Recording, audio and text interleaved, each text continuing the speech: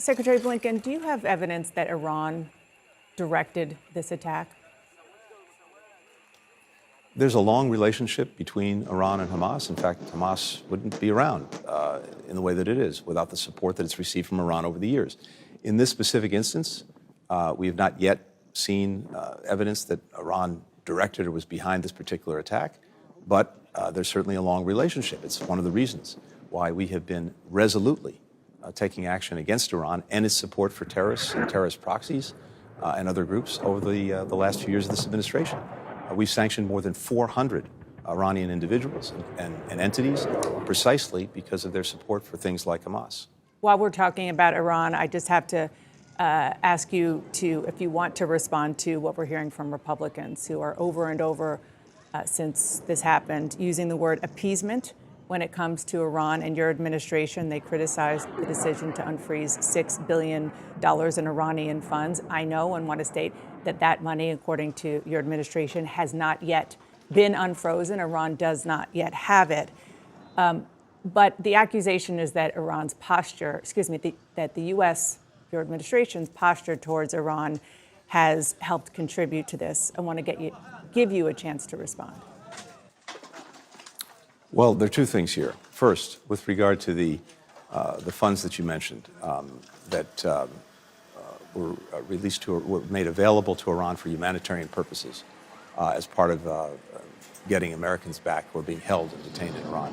Let's be very clear about this. And it's deeply unfortunate that some are playing politics when so many lives have been lost and Israel remains under attack. The facts are these. No U.S.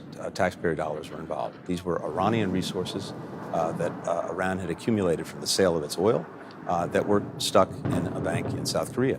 They have had from day one, under our law, under our sanctions, the right to use these monies for humanitarian purposes. They were moved from one account to another in another country to facilitate that use. As of now, not a single dollar has been spent from that account. And again, the account is closely regulated by the U.S. Treasury Department, so it can only be used for things like food, medicine, medical equipment.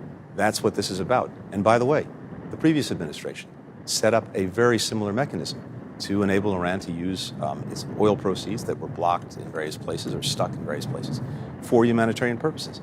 So people are either misinformed or they're misinforming, and either way it's wrong.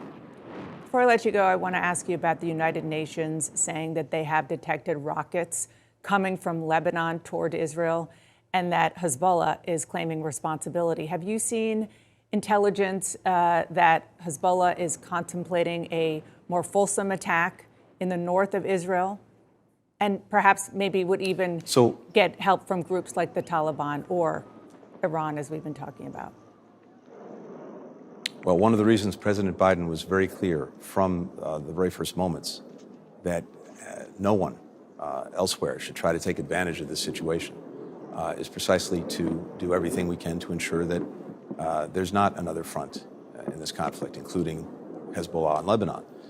We saw some limited firing of missiles coming from Lebanon toward Israel. That seems for now to have stopped. The Israelis responded immediately.